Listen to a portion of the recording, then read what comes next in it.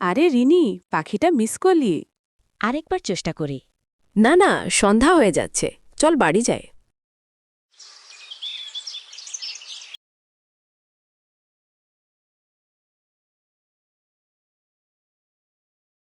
এত দেরি করিস কেন? মা, আমরা মাঠে খেলছিলাম।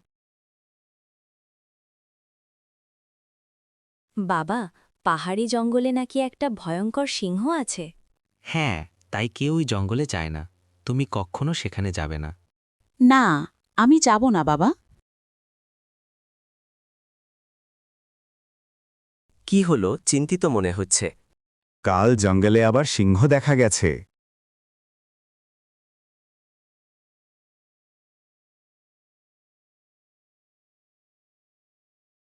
রিনি, পালা, সিংহ আসছে।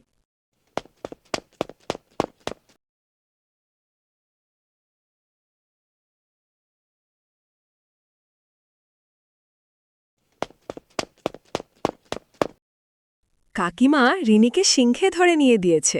বলিস কি, এখন আমার রিনির কি হবে? কি হয়েছে? রিনিকে সিংহে ধরে নিয়ে গেছে।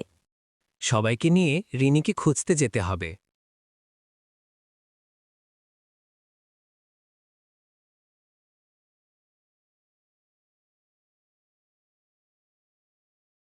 আমরা সবাই যাব রিনিকে খুঁজতে।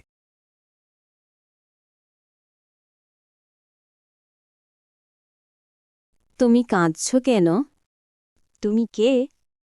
আমার নাম মায়া। এক দুষ্ট জাদুকর আমাকে অভিশাপ দিয়ে সিংহ বানিয়ে রেখেছে। তুমি মানুষ হলে কি করে? তোমার ছোঁয়ায় আমি মানুষ হতে পেরেছি। চলো, আমরা পালিয়ে যাই। কোনো লাভ নেই। গুহা থেকে বেরোলে আমি আবার সিংহে পরিণত হয়ে যাব। তাহলে তোমাকে কিভাবে মুক্ত করা যাবে?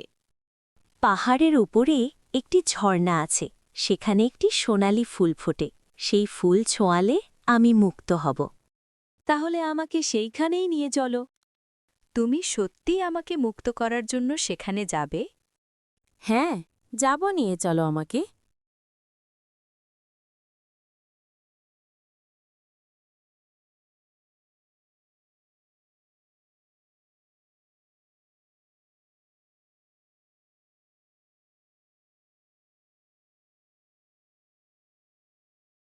রিনি সাহস করে পানি পার হয়ে ফুল তুলে আনে, সিংহের গায়ে ছোঁয়ায়।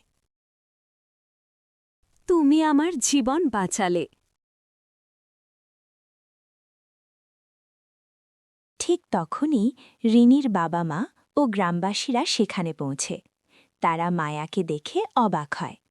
রিনি সব ঘটনা খুলে বলে। সবাই খুশি হয়ে যায়। আর কখনো এমন বিপজ্জনক জায়গায় যাসলে। কথা দিচ্ছি মা। সবাই রিনি ও মায়াকে নিয়ে আনন্দে গ্রামের দিকে ফিরে যায়।